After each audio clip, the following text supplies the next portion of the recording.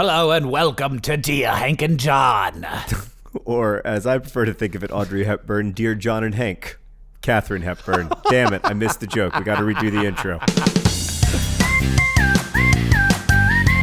Hello and welcome to Dear Hank and John. Or, as I prefer to think of it, God, I did it again. Damn it, Katharine, I'm ready. Do it.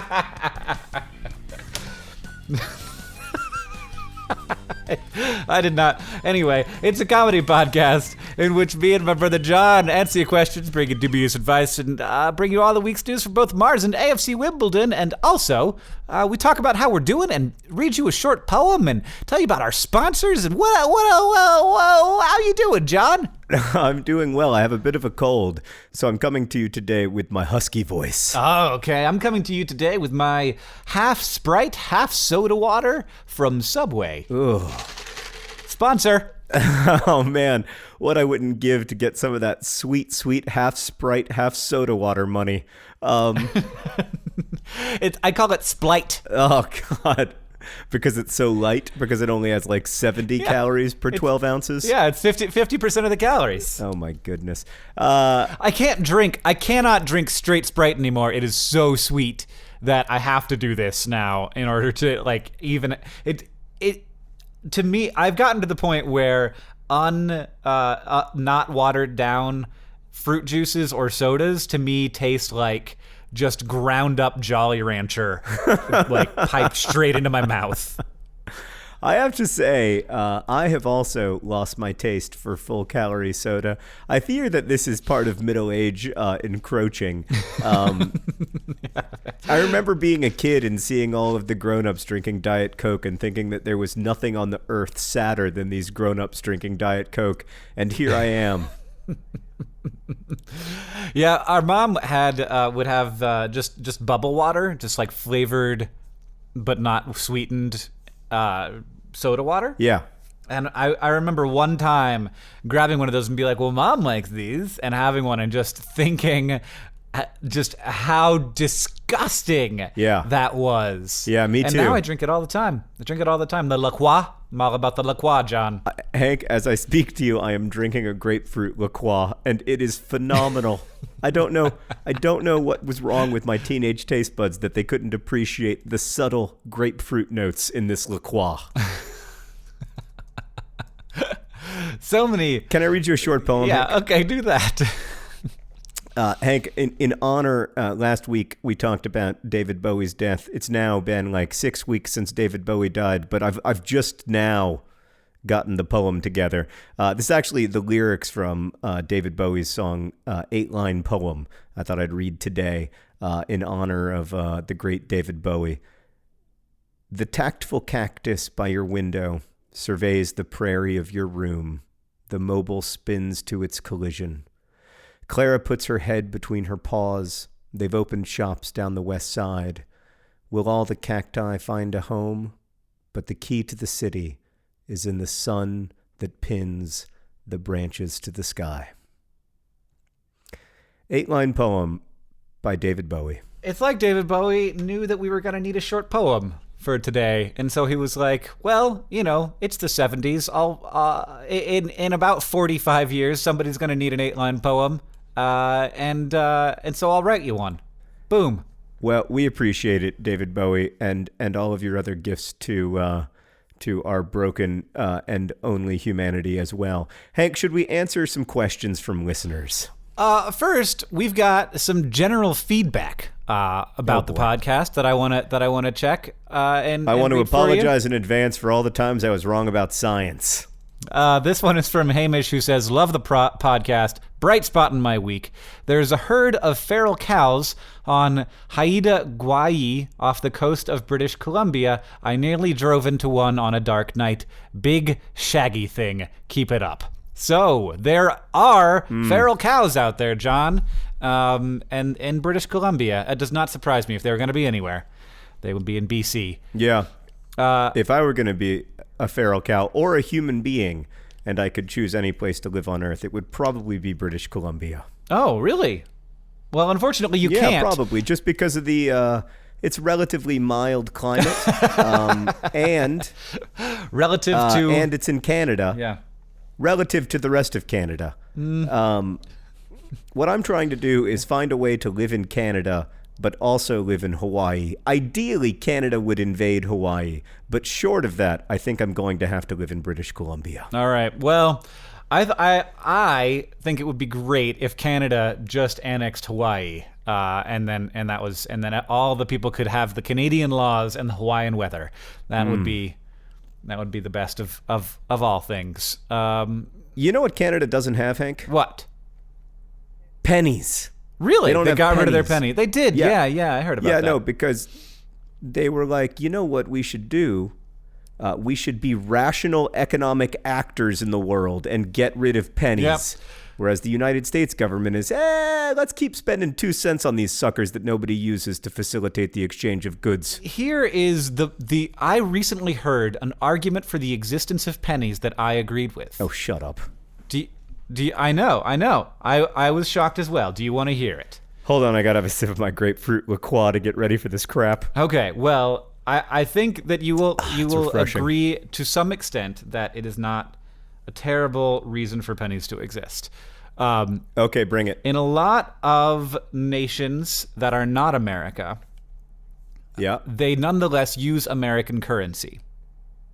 Correct. And in those places, the difference between 1 cent and 5 cents is a big difference. For example, a bus fare might be 7 cents. And going down to 5 cents would be economically, would not work for the people running the bus line. And going up to 10 would be a huge hit to the people who take that bus. And so like a 1 cent increase in bus fares, for example, often results in protests and like significant problems. Economic. Okay, for the couple things. So I just got to cut you off because you're so wrong. All right. Okay, so in this hypothetical, this is a real thing world. I assume we're talking about like maybe Venezuela in 1972. No. So, but I heard this. I heard this from a congressional staffer. There is no place on Earth right now where U.S. currency is used for bus fares that are part of the public service of a country other than the United States, because nowhere on Earth other than the United States is the US dollar an official currency. So putting the bus example aside, there are places where goods are somewhat less expensive than they are in the United States, or where less expensive goods are frequently traded, or less expensive services are frequently traded in exchange for currency. In none of these places, none of them, is anything worth a penny, because pennies are less than worthless.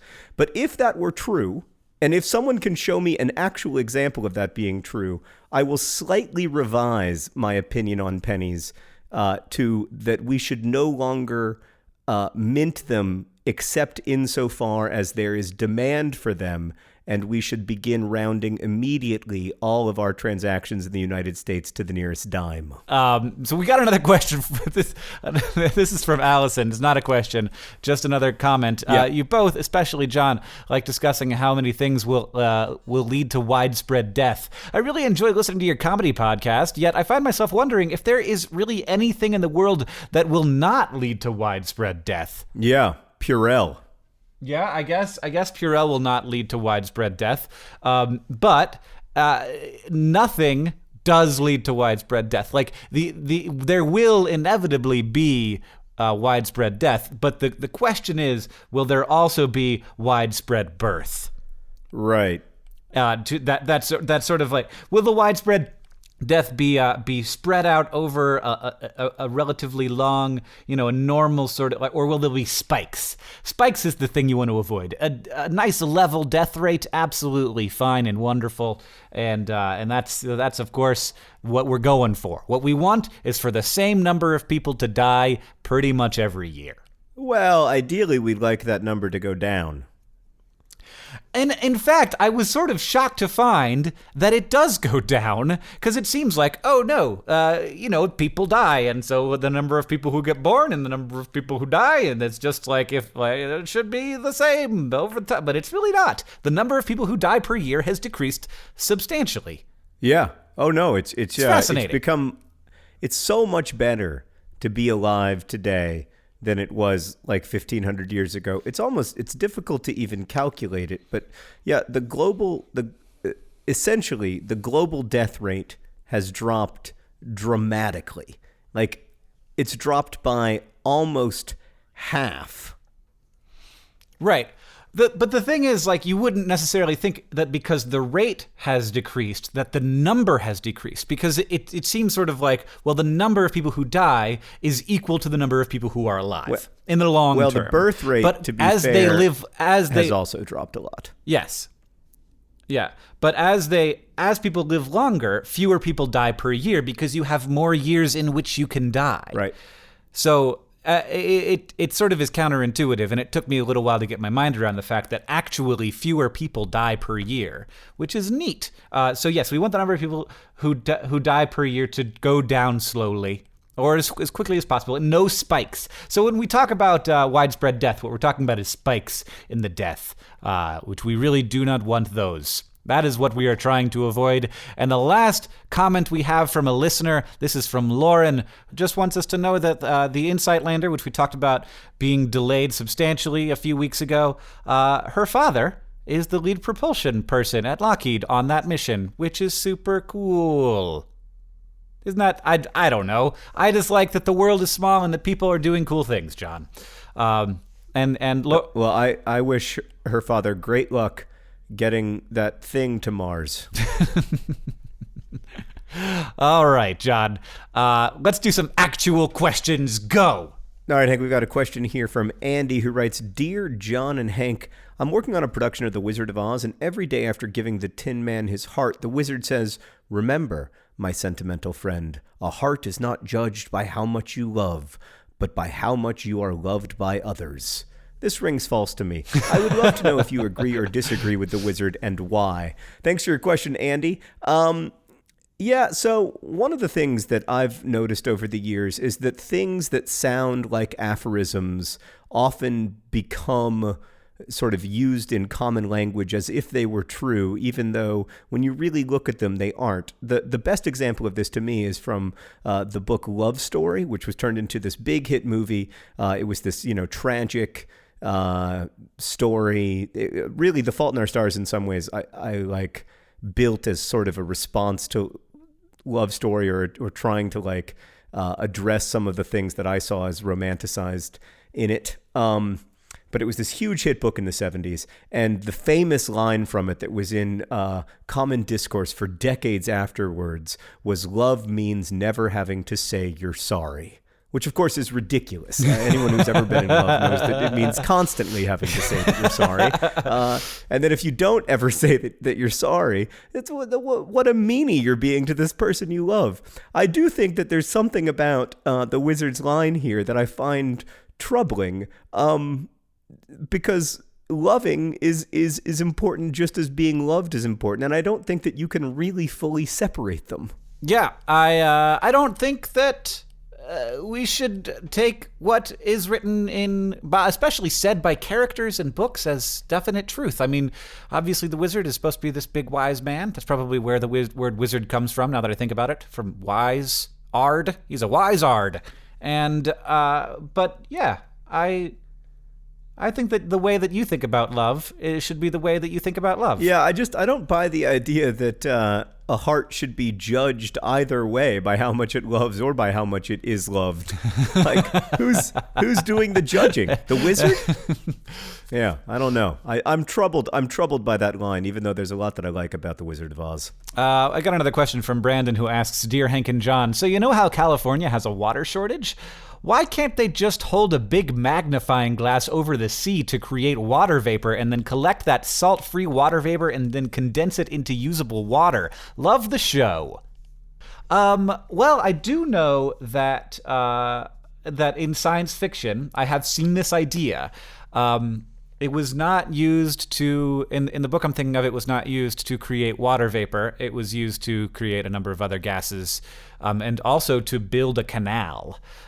So basically burning a ditch in the earth and connecting two bodies of water.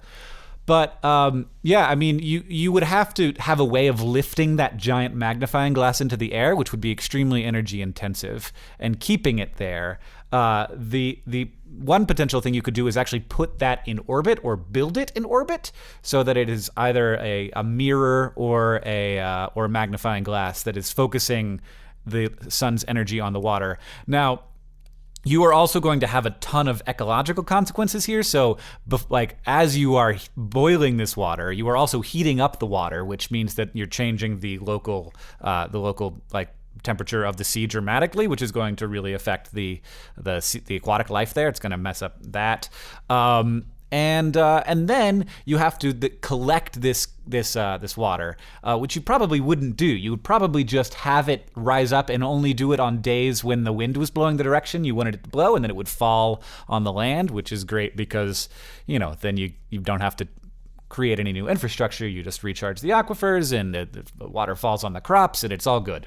So yeah, it is not something that would not work. It is probably more energy intensive, though, than just creating a desalination plant, which is extremely energy intensive, which is why they haven't done that yet. But they might, in the long term, have to do that. And desalination or desalinization, I think those words mean the same thing, is probably in the long-term future for California, which is kind of scary. Well, I think that everyone should just move right here to Indianapolis, where we have tons of water. We almost have too much of it. Yeah. It's probably difficult to move all the fruit trees that have been growing there for the last 200 years. But no, they'd do great here. Are you kidding? We can grow a tangerine like nobody's business here in Indianapolis. It's 4 degrees outside right now. Does that affect things at all? All right, Hank, we've got another question. This one is from Catherine, who writes, Dear John and Hank, I recently saw the movie Inside Out, and it made me think about a quote from The Fault in Our Stars. This is a very controversial quote from my novel, The Fault in Our Stars, by the way, Hank. The existence of broccoli does not in any way affect the taste of chocolate. Inside Out seems to argue the exact opposite, that without sadness, we can't truly feel joy. I was wondering what you two thought of Inside Out and its overall message, especially with this quote in mind. What would our lives be like if we had never suffered? Is suffering necessary for us to see the beauty in life? Yeah, I feel like, John, you've thought about this way more than me. So, like, I cannot really wrap my mind around this because I don't know what life would be like if I hadn't lived the way that I have. Well, of course, I also don't, and I don't know if joy is sweeter for having suffered, or if the more you suffer, the sweeter joy becomes.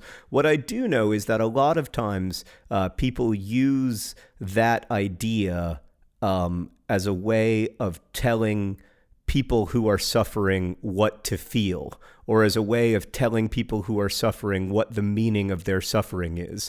And that strikes me as dehumanizing and infuriating. And I think that's what Hazel was responding to in the novel when she said that. But she does say the existence of broccoli doesn't affect the taste of chocolate, not the taste of broccoli doesn't affect the taste of chocolate, because, of course, the taste of broccoli does, literally affect the taste of chocolate. Like if you eat it immediately before or immediately after, like it does affect the way that your taste buds respond to chocolate. If you had broccoli flavored chocolate, or like chocolate with broccoli bits in it, then the broccoli would definitely affect the flavor of the chocolate. Myself, I like both broccoli and chocolate, so I don't have a problem with this false dichotomy that Hazel has created in my book. But anyway, I can't speak to what life would be like without sadness. I do not, however, buy into this argument that that we suffer so that we can learn lessons, or that we suffer so that we can become, better, more grateful, more joyful people. I think there are cheaper ways to learn these lessons than the kind of suffering that many people live with. And if I'm wrong about that, if some people find comfort or feel that their lives, become richer through suffering, then maybe I'm wrong. But what I don't want to do is impose this worldview upon others when they are going through hard times that they may or may not find transformative or useful. Mm-hmm. Yeah. I mean, I think that a lot of it isn't about joy or suffering. It's about the feeling of like what a good life is. And I'm sort of playing with this idea very, cursorily here. I don't have I haven't really developed this line of reasoning, but that it's more about what is seen as a good life. And there is a lot about how we live our lives that isn't really about bringing joy into our lives. It's about how to feel as if we are having a good one. And, obviously now we have a great deal more luxury just by virtue of like hot water coming out of our houses and the internet and being able to choose from a number of different cuisines every night that we did not previously have as like Americans and also as humans. And so like it's nice, like, because those things are like hot water is a great example. That is something that most people in America have, and most people in America take for granted. And what a lovely thing to be able to take a hot shower on a cold day. And every time I do that, I try to think how lovely it is, despite the fact that I've always had that luxury. I try to remember what a great luxury it is, and that most people who have ever existed have not had that luxury. Yeah, and I see your point that you probably can't appreciate that in the way that someone who is taking their first hot shower would appreciate it. I guess for me, my thinking when I was writing that was how often we hear these narratives because of the way we construct what constitutes a good life. We often hear these narratives of, well, I went through this and I came out on the other side stronger, healthier, happier, more joyful, more grateful, whatever. But what if there is no other side? For Hazel, there really is no other side. There is not going to be a time in her life when she is what other people would call healthy. There is not going to be a time in her life when she's, completely able-bodied. She's not getting better. She's just living in this sort of stasis where, she's able to treat her cancer, but she's not able to cure it. And I think saying to those, imagining what constitutes a good life, and excluding someone like Hazel is really troubling to me. And that's where the idea came from. I certainly don't want to argue that, everyone has equal access to the same kinds of joy at all times or anything like that. Yeah, I don't know. I myself have mixed feelings about the quote, but what can I do? The book came out. Well said, John. Well said. I think that means a lot to me as a person who likes your books a lot. And that is a very separate thing, of course, than the question. But I really do appreciate how intense and weird it is to have, after 4 years later, have a book that a lot of people love, and to not, of course, not feel like it is in any way perfect or something that it's still something that you have mixed feelings about, and like obviously I think that I like that book a lot. I've read it a lot, like several times since it came out, and it's so interesting to that you are my brother, and so I see you as my brother, and not the sort of way I feel about my favorite authors is very different from the way that I feel about my brother, and yet you are also one of my favorite authors. So it's always really interesting to hear you talk about the complexities of your relationship with your work. Thank you. I mean, it's definitely a difficult thing to have something out in the world for years and years after you were last able to touch it and change it. And of course, I've changed and learned since then. But you never know if that makes you a better writer or a worse one. I always think about W.H. Auden, later in his life going back and revising all of his poems. And he felt so strongly that he was making them better, and he was making them so much worse. There's, probably the greatest, most quoted line of W.H. Auden's poetry is, "We must love one another or die." And he later edited that to, "We must love one another and die," which is more true but less good.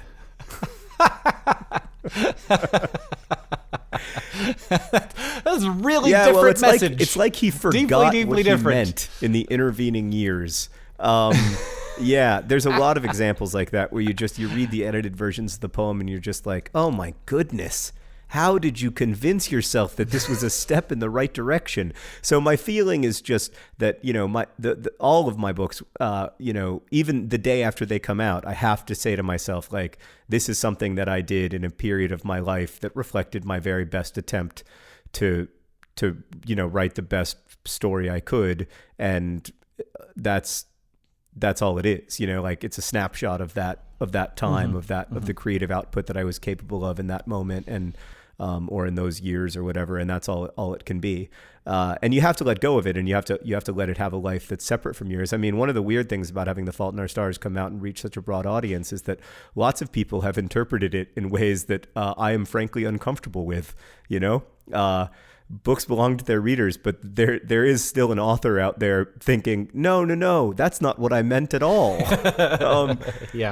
And you just have to live with that, like if you hear from someone that The Fault in Our Stars taught them to be grateful for every day, even though Hazel makes fun of that, within the very text of the novel, like, you just have to let it go. Yeah. He said, clearly not letting it go. Okay, here's another question, John. It's from Adam, who says, "Dear Hank and John, you spent a lot of time talking about your apocalypse fears. As a geoscientist, I was distraught to learn that some of the most exciting and potentially devastating geologic catastrophes didn't make the list. John, have you considered how far from the Yellowstone supervolcano you live? Hank, how ready do you think humanity is to deflect a large asteroid if one were discovered to be about to strike us? These, along with sudden rapid climate change, are my top 3 apocalypses, the ones that tend to keep me up at night. Those are all potential apocalypses that I am aware of. The Yellowstone supervolcano does not bug me that much, despite the fact that I live very close to it." Wait, what is the Yellowstone supervolcano? How is it going to kill all of us, and when is it going to erupt? So, Yellowstone National... Have you ever been to Yellowstone, John? Yep.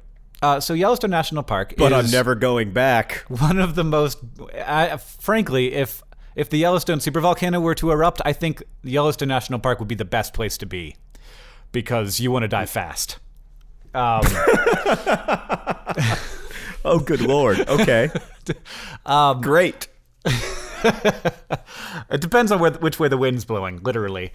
But the Yellowstone National Park is one of the most beautiful places on Earth. It is a fairly untouched wilderness, but one that has a road running straight through the middle of it, so that you can go see some of the more spectacular parts of it. And those spectacular parts are generally driven by geothermal activity.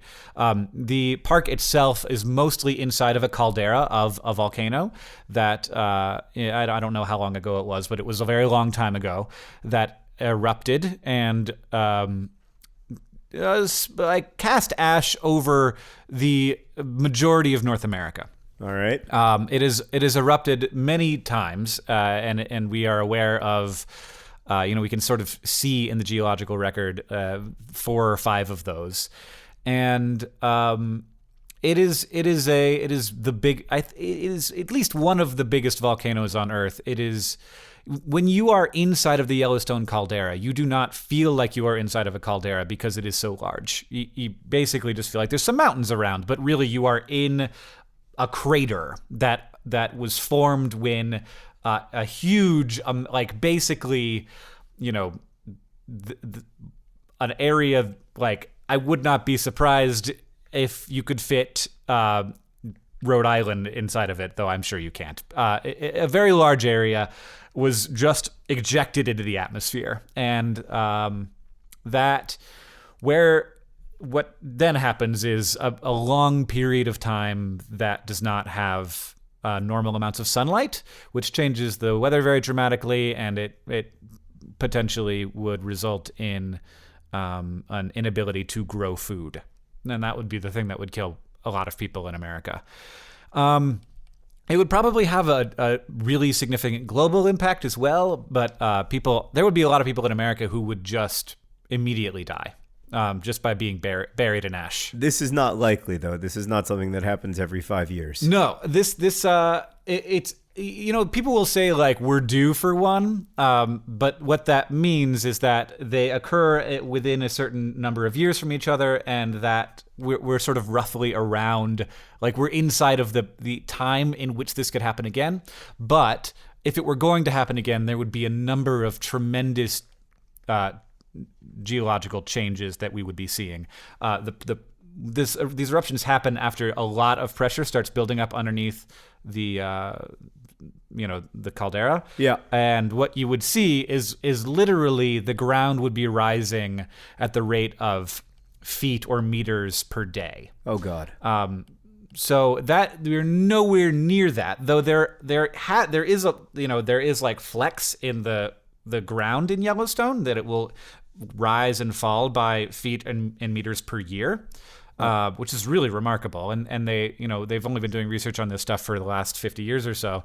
But we are not seeing anywhere like the kind of geological activity that would result in the Yellowstone supervolcano erupting.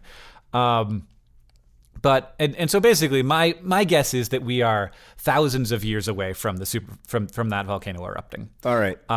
So it does not concern me. What about the asteroids? Asteroids are more of a crapshoot, which is why I don't concern myself with them, because you can't really know. And what we're doing right now to try and get a better handle on the near Earth objects is, I think, appropriate. And if we identified a near-Earth object that was going to strike Earth that was large enough to be concerned with, I would actually kind of like to see humanity band together and take care of that, because I feel like it's something that we could take care of, and I would like to see us do it. Don't you also think, though, that we might have a lot of debates about whether the asteroid is really going to hit Earth, or whether the science might be wrong about this, and how this is going to be a future generation's problem, not our problem? No, I think that NASA would find it first. They would ask other observatories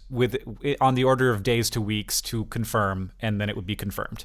I don't think that it would be. It's pretty easy to figure that stuff out. So you're saying there would be widespread scientific agreement that this asteroid was about to hit Earth. My counter argument to that would be climate change.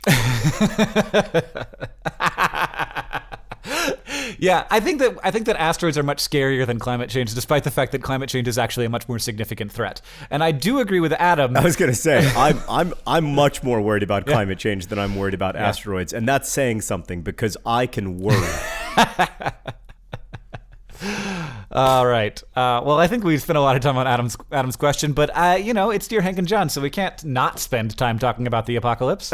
Speaking of which, Hank, did you know that today's podcast is actually brought to you by sudden rapid climate change? Sudden rapid climate change, a thing that many people think is impossible. Just not scientists. This podcast is also brought to you by broccoli-flavored chocolate, something about which John feels ambivalent, because, in fact, broccoli in this case does affect the flavor of chocolate. And, of course, this podcast is also brought to you by California's water shortage. California's water shortage. Don't worry, we'll put a huge magnifying glass in space.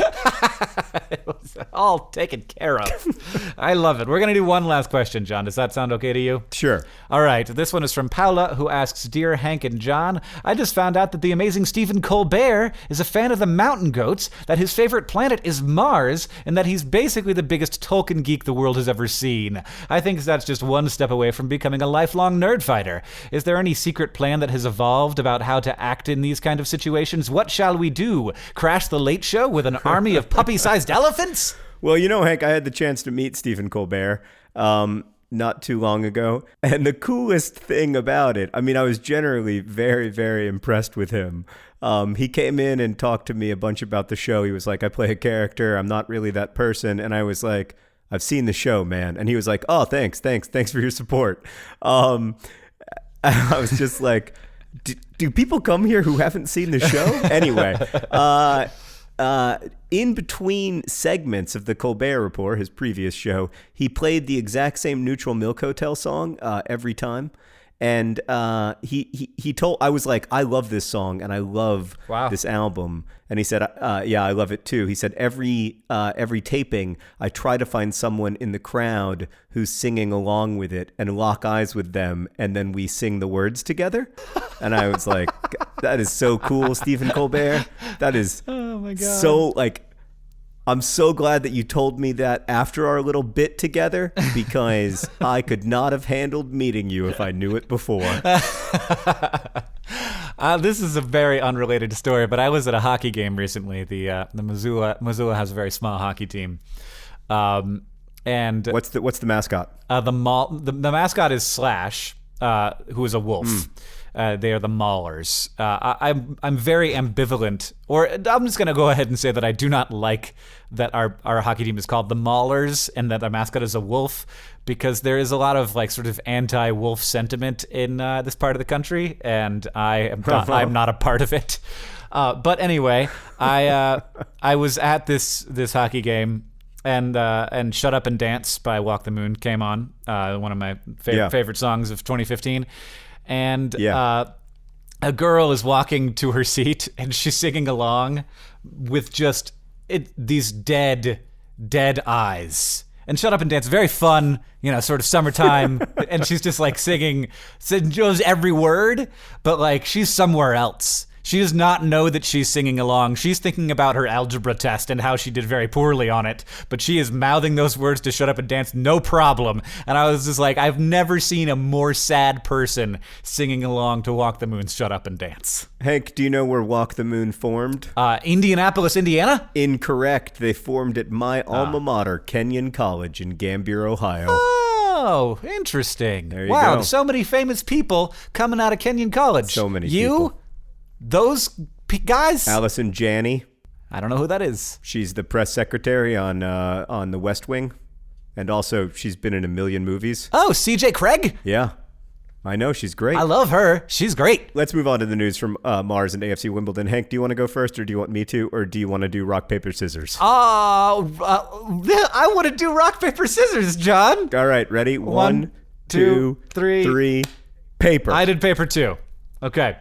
One, two, three, paper. Scissors. Oh! Did you wait to say scissors until after I'd said paper? No, it's just a little bit of a lag. Oh, I don't know.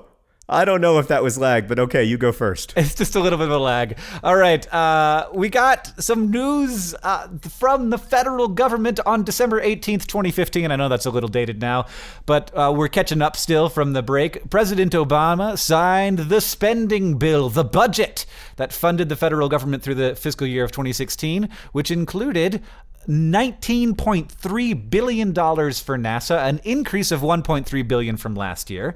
So a huge hunk of that is going toward the line item that includes Orion and the Space Launch System, and that is the new rocket that is going to be taking astronauts to the space station and beyond. And beyond includes possibly an asteroid mission, also includes possibly a Mars mission, and that actually got more money than they asked for, which is great because that is sort of on the trajectory toward getting big payload missions to Mars, bigger payload missions than we've been able to do before, that could potentially include having humans involved in those missions. So thank you to the federal government for continuing to fund NASA and humanity's reach into our next foothold in the solar system that could hopefully be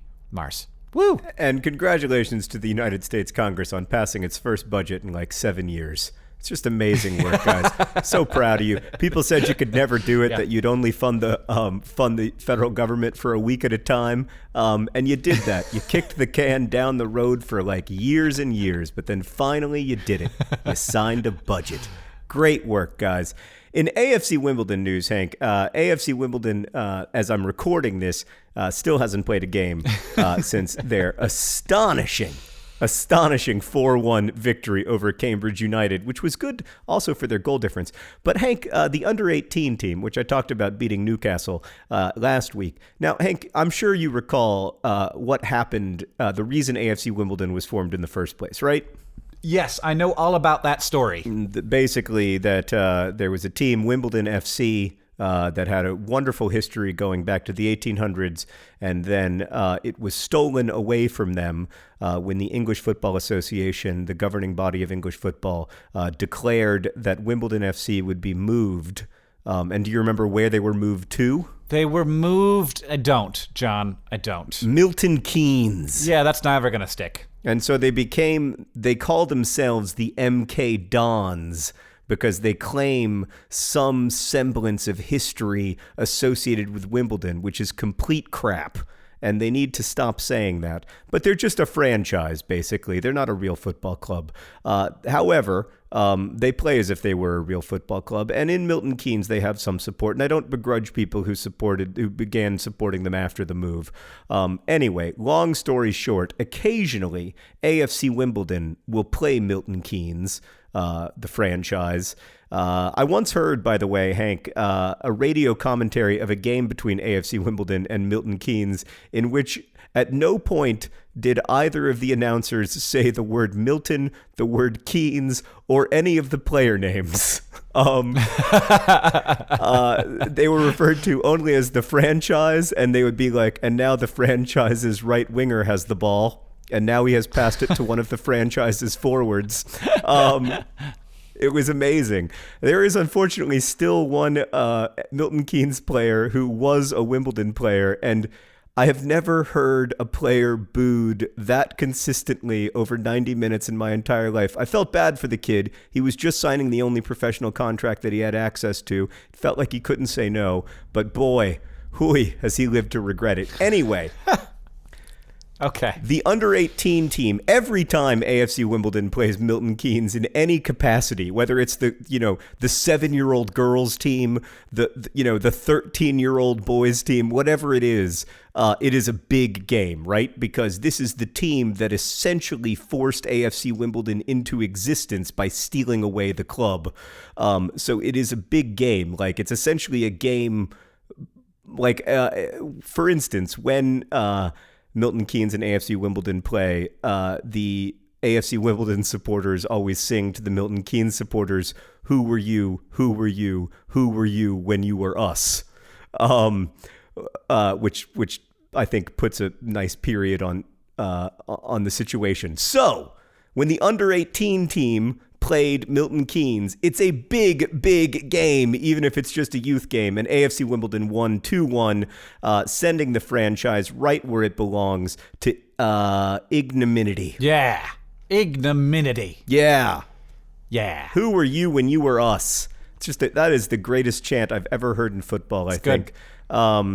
It's just so perfect. The other one they sing is "Stand Up If You Own Your Club," because everybody who supports AFC Wimbledon is also an owner of the team. I should add, by the way, Hank, that AFC Wimbledon, not because I am a celebrity sponsor of the club or anything, AFC Wimbledon sent both of my children Christmas cards. My children are both members of the Junior Dons. They sent both of my, which costs like $25 a month. If you're under 18, you can be a not $25 a month, $25 a year. If you're under 18, you can be a Junior Don for $25 a year.